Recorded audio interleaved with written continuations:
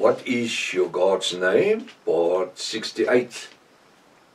I'm Professor Hannes Redlinghuys of the First Assembly of Yafashua in South Africa, Pretoria, Montana. Also international, meaning that we also spreading the gospel internationally. Should you require any of the books which I've written, especially the book What is Your God's Name? It's a 5 book, over 500 pages, with information that you've most probably never in your life ever heard. For that type of information, 150 million Yahwist and Hebrew people were killed in a period of 1,500 years' time by the Roman Catholic Church. They gave their life in order that we today might be able to function and study in the revelation names of Yahweh, Yafashua, and the Ruach HaKodesh. Hallelujah. Should you require the book, you can contact me at my cell number, which is my WhatsApp number, +27 international code for South Africa, 0722 367 124. Just go to my website, https://yahvah.co.za, as you can see right on the top here. If this is the first time that you are about to participate in the study, you are so very, very, very welcome. Please go to part 1, start from the beginning, because you've missed out on quite a bit of information. As a newcomer, it's also very important that you will subscribe to the channel in order to receive the different notifications of all the studies, the English studies that we are currently busy with, as well as our TikTok messages. Please send this link or contact to your friends and family, to those that's dear to you. Make sure at least have a 1611 King James Bible, pen and a notepad ready. Hallelujah. It's very important that you will know that we do not associate ourselves with any churches, denominations, or organizations in the world. Trust that this study is going to be a blessing unto you. We are going to continue where we left off last week. Now the word says, now we were busy with the demonstration, and now we understand. I'm just going to use my hands as the glasses, the Father and the Son, which is Yahweh, and then Father in heaven, Son on earth, and the Ruach HaKodesh was poured upon him. Isaiah 53 verse 1 to 7 is explaining the following. He says in verse 1, who ain't believed our report? See, people in the last ages, centuries, they wouldn't believe it. And to whom is the arm? I say right arm. Who was the right arm? Yafashua, the Father, the Son. When he poured the Ruach onto him like a dove, it was not a dove. The Son became the right hand, the authority, the revealed authority of Father Yahweh in heaven. We had believed the report, and to whom is the right arm of Yahweh Elohim revealed? The question is, to whom is the right arm of Yahweh revealed? If I should say to you that I have removed my right arm, then it means that my left arm and my legs are still attached to the rest of my body. Meaning, when studying the scripture, it does not show whether the whole body of Yahweh Elohim was revealed into the Son Yafashua, but it specifically states the right arm or right hand, the arm or hand which is one part of the body, the authority, and that is why people greet with the right arm or right hand. As we continue the study, we shall see how parts of the Godhead of Yahushua is revealed in the scripture. Now, we're going to continue now with Isaiah 53. Now, verse 2. For he, that's Yahushua, shall grow up before him. Who is it? Yahweh Almighty. So what has happened? The Father and the Son, He created himself a body called Yahushua. Father in heaven, Son on earth. He said, the word says, for he, Yahushua, shall grow before him, that's Father Yahweh, as a tender plant, like a small plant, and as a root out of dry grounds. He, Yahushua, had no form or comelessness, and when we, Israel, shall see him, the him is a capital H, Yahushua, there is no beauty that we should desire him. What does this mean in plain English? It just says that Yahushua was not a good-looking young man, child and young man. It's not where you see him in different shows as they make photos of this beautiful man with his black hair and white garment. And no, the word says that this is what he says here. He had no form or comeliness, and when we, that's Israel, see him, there is no beauty that we should desire him. He didn't look like a king. He didn't look like the King of Kings. He was not a handsome man.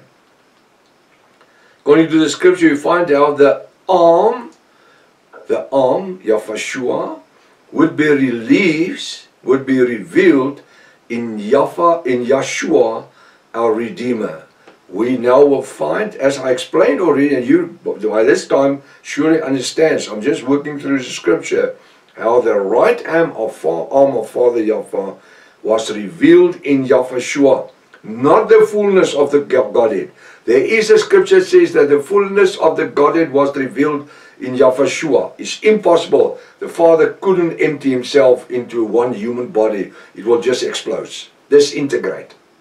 But the right arm, Yahushua only needed the right arm of the Father. And that's why when he was immersed, as he ascended from the water, the Ruach HaKodesh, the Holy Spirit, came upon him. And Yahweh said, this is my beloved Son, in whom I'm well pleased. Hallelujah. Verse 3. He, Yahushua, is despised and rejected of men. A beautiful man? No, no, no, no. A man of sorrows and acquainted with grief. And we hid as it were our face, and we hid as it were our faces from him. They looked away. When they saw him, they didn't want to look at him. That's Yahushua. He was despised, and we, Israel, esteem him. Look at the capital H. Esteem him, Yahushua, not. So it's not referring to anybody else. Then Yahushua. This scripture has just explained to us that Yahushua was surely not a good-looking young man, but instead was despised. They turned their faces away. All these photos and paintings of Yahushua throughout the ages, according to the scripture, were then not true. Now there's a Maitreya God or Christ for every religion. So what is a Maitreya Christ? Through the Roman Catholic sets up and through the ages, the image was created of Jesus standing as with a little shepherd with a little sheep and beautiful young man. The image was created of this Maitreya. It's an end-time Christ. The Muslims has a Maitreya. The Buddhist has an end-time Maitreya. The Hindus has an end-time. Everyone, every religion has an image what the Savior and Redeemer look like. which was created by the denominations and the churches themselves. So it's not what it is. The idea with the Maitreya Christ is to create an image, whether you're Catholic, Protestant, or Charismatic, or whatever, Pentecost, or when you say the name Jesus, or you hear the name Jesus, you see this figure, this beautiful figure with his long hair, his blue eyes and white cloak. The Bible says, they esteemed him not. Verse 4, surely he, that's Yahushua, had bore our griefs. What did he do? He bore my griefs and carried our sorrows, my sorrows. Yet we did esteem him, that's Yahushua, stricken, smitten of Yahweh our Elohim, and afflicted. It's as if they would say that the Father has just rejected him. The Father haven't. He had a plan of redemption.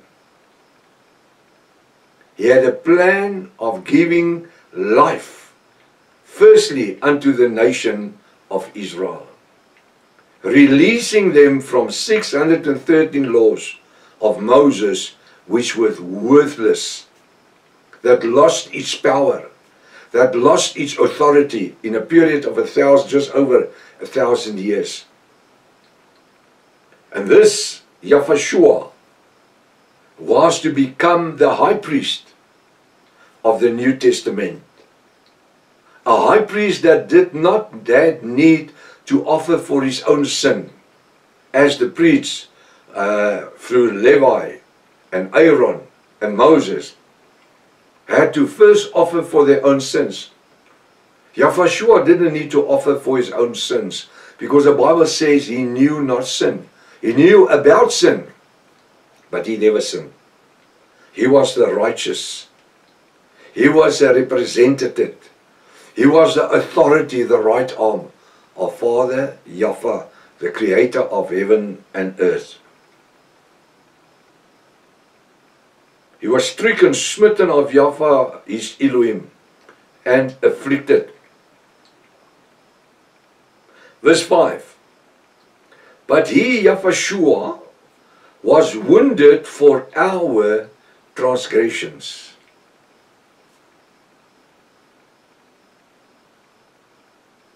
When the Roman soldiers struck him, when they hit him with a fist, when they forced the crown of thorns onto his head, after being tortured the night and the day, he could barely walk up Calvary's hill. He had to be assisted by Simon of Syrian to help carry the cross on the one side. But he, Yahushua, was wounded for my transgressions, for your transgressions. He, Yahushua, was bruised for our iniquities. Hallelujah. He wasn't just bruised, he was mauled. It's like dogs that tear him apart. The chastisement of our peace was upon him, that's Yahushua. And with his, Yahushua's stripes, we, even in this 21st century and beyond, are healed.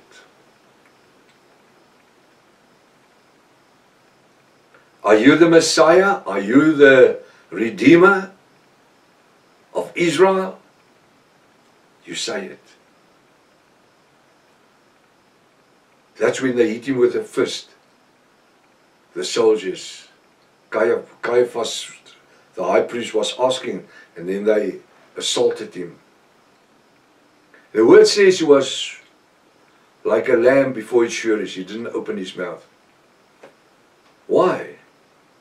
Because he gave his life for us. He was wounded for our transgressions. He could at any time say, sorry, you got the wrong man. And that's why Peter, he was not an apostle on that stage. That's why Peter, when the maid asked him, are you one of them? I don't know him. I'm sure I've seen you walking with him. I'm not sure. I don't know him. And the third time she asked me, he says, I swear I've got nothing to do with him. And still, Yahweh, our Father, had a plan with Peter, who would use the keys of salvation to unlock the kingdom of Yahweh unto the world 2,000 years ago. How did Peter use the keys on the day of Pentecost? Acts 2, when the Ruach HaKodesh, the Holy Spirit, was poured out upon the 120 in the upper room. There were people from different nations, and they came to Peter, because that time he was an apostle, Peter, because Yahweh has ascended into heaven with a promise. Go wait in Jerusalem till I will pour out the Ruach HaKodesh upon you, and you will be my witnesses unto Jerusalem, Judea, Samaria, and the outer skirts of the earth. They came to Apostle Peter, they said, what must we do? The same man that did not have the guts to say, I'm one of his disciples, now anointed with the Ruach HaKodesh. This is what the Ruach does. It makes you bold. You don't fear whether you've got to pay with your life. Doesn't matter. He's bold because has been saturated with the Holy Spirit, the Ruach HaKodesh. What shall we do? He says, repent. Now he opens the key. He's using the key to unlock the kingdom of heaven. Yahweh said to Peter, you are the rock upon which I will build my church. No, no, no. He never said to Peter, you are the rock. Yahweh was the rock of all ages. The word Peter in Greek means small stones or pebble. Pedro. Small stones or pebbles. Small stones or pebbles can't be the rock. Yahweh is the rock of all ages. But Peter, I'm going to use you to use the key of salvation, unlocking the gospel of my Father unto a lost world. Preaching unto the Gentiles. Because on that stage, on Pentecost, unto the crucifixion of Yahweh, 2 years of Yahweh's ministry, only preached unto the nation of Israel. The third year, the last year, he turned away. Yahweh turned him away from Israel. He closed their eyes to see and not to see, and their ears to hear and not to hear, in order to have the gospel of salvation, the revelation gospel of salvation, go to the Gentiles. And until today, 2025, still the gospel has been preached unto the Gentiles. Very few Jews or Hebrews will come to repentance. Very, very few. Why? Because they see and don't see. They hear and don't hear. And that's why in the Great Tribulation, the 7 years and 105 days, Daniel 12 verse 11, 1290 days, plus Daniel 12 verse 12, 1335 days, 2625 days. That 7 years and 105 days. That is the Great Tribulation period that Israel will go through, and in that time, 1/3 or the remnant of Israel will accept Yahweh as the Messiah and their Redeemer. It's not all of them. 1/3, hallelujah. I'm so glad that we understand the scriptures, and that's why I've done my doctoral degree on a rapture for Israel. I've also set it over into a book, not in a thick document, but in a book which can easily be handled with all the scripture references and a full bibliology in the back. So, you need to get that book. So what does he say? Verse 5, but he, Yahushua, was wounded for our transgressions. He was bruised for our iniquity. The chastisement of our peace was upon him. And with his stripes, we, even in this 21st century today, 2025, and beyond, are healed. Scripture says, whatever that you shall ask in my name, whatever you shall ask my Father in my name. Let me quote the scripture here. Right. Whatever you shall ask my Father in my name, that I will do. Hallelujah. The Bible says we pray and we receive not because we pray wrong. You've got to, you can't come to Yahushua except through the Father. Hallelujah. You've got to come through Yahushua to the Father. He's the light, the truth, and the way. Verse 6. Listen what he says. We all like sheep have gone astray.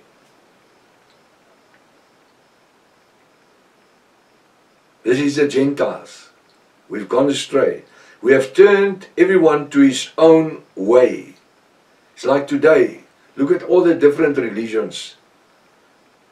3,000, more than 3,000 Protestants, beliefs, churches, denominations, and everyone thinks they're right. Everyone is changing the word to suit their own theology and dogma. Where Yahushua says, I'm the light, the truth, and the way. Nobody comes to the Father except through me. Or we like sheep gone astray, running around. We have turned everyone to his own way. And Yahweh the Father had laid on him, that's Yahushua, the iniquity of our sins, and our transgressions were put upon him. Hallelujah. He bore our sins in order for us in this 21st century to be saved and free of sin. Don't you sin? The word says that we are living by grace. It's grace and grace alone. And we don't use grace to sin. And we don't sin because of grace being abound. We live by faith through grace. He bore our iniquity. Verse 7. He, Yahushua, was oppressed, and he that was Yahushua was afflicted. Yet he, that's Yahushua, opened not his mouth. That is, capital H. He, Yahushua, is brought as a lamb to the slaughter. He was brought to the lamb like a lamb as to the slaughter. Came to be offered. So actually Yahushua was not just only the high priest, he was also the lamb. The perfect lamb. And that's why he didn't have any broken bones when he hung on the cross. His bones were broken afterwards to make sure he's not alive. He is brought as a lamb to the slaughter, and as a sheep before the shearers is dumb. So he, Yahushua, opened not his mouth. There's a song that says he could have called 10,000 angels, but he died alone. He felt rejected. He was so alone. When he cried out, Yahweh, Yahweh, my Elohim, why have thou forsaken me? He felt that he was forsaken. He was not. The Bible says that the earth turned dark and there was thunders. Father, in thy hands I lay my spirit. So that which he received from the Father, the right hand. Because Yahweh cannot die, because he's eternal. But Yahweh died. Actually, I said last week when I used the glasses. But before he died, he said, Father, in thy hands I lay my spirit. So he gives back the right arm, which he received, the right hand. Then he was human, like he was born, and he could die. Then he told his apostles to wait in Jerusalem before he sent it into heaven. And I will send you the Comforter, the Ruach HaKodesh, that will lead and guide you in all righteousness and truth. And on the day of Pentecostal, the Ruach was poured upon the people. The same right hand that overcome Yahweh today lives within us. Because the Bible says Yahweh, the Father of heaven and earth, does not live in temples and in synagogues and in big stadiums and in big cathedrals and whatever you want to call it, churches. He does not live in temples made by hands, by human hands. He has such a non-feeling. He doesn't have a feeling about the temple anymore. That's why he allowed it in 70 after Yahweh for Emperor Titus to burn down the temple, break it down and burn it down. And for 2,000 years it was never a temple. Yes, today everybody wants a third temple, a third temple. It's unscriptural. He has no desire in it. It's like running backwards, running in slow motion, backwards in time. Bringing back the 613 laws of Moses. Bringing back the Sabbaths and the offerings of the high priest and the red hyphen. And so I can carry on. They all lost its value.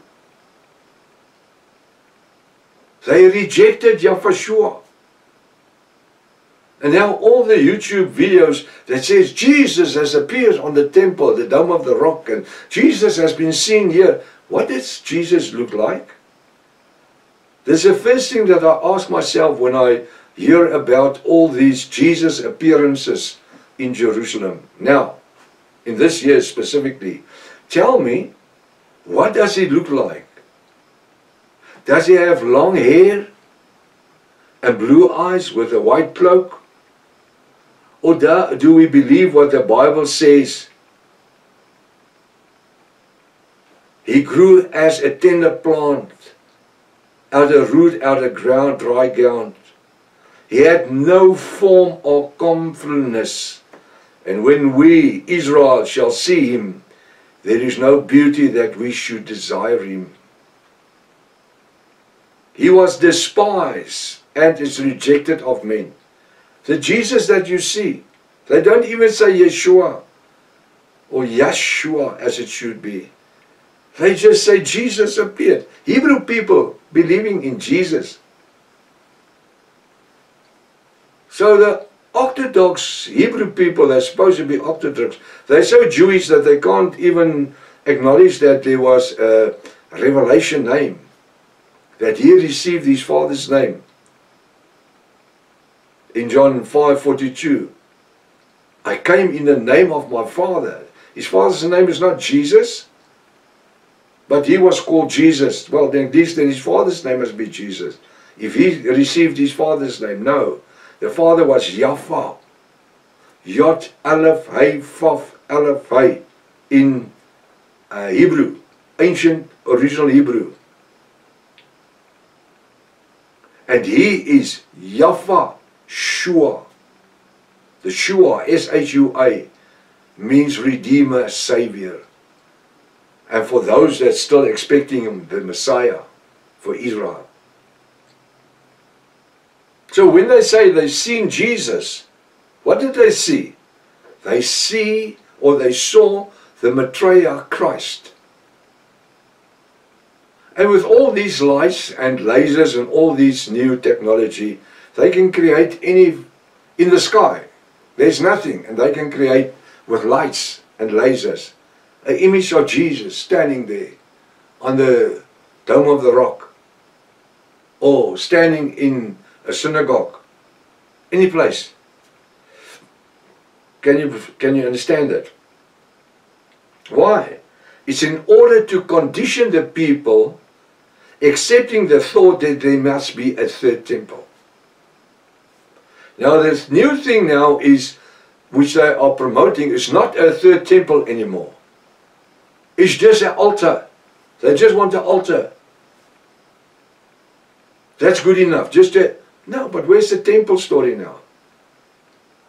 Yeah, but there must be an altar for the high priest to sacrifice the red hyphon. For what reason? To prepare the way of Jesus Christ to appear. No, no, no, no. You don't need a red hyphon. You need repentance.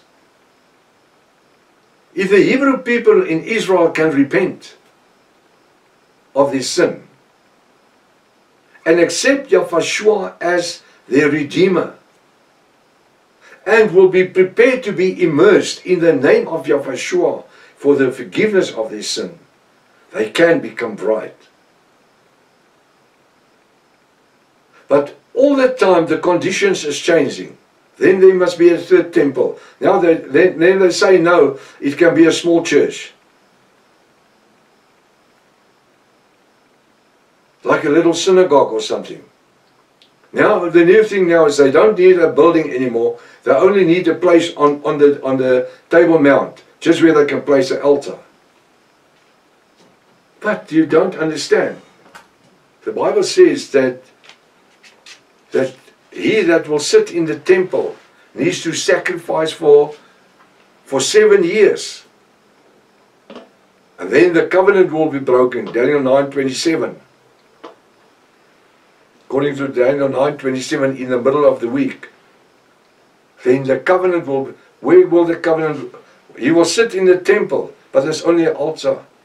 You see the people is running forth and fro, and they don't know what to do, and everyone is listening to the other one's scams, and everything is about money, because people is pouring millions and millions of dollars and different money values into the committee of the temple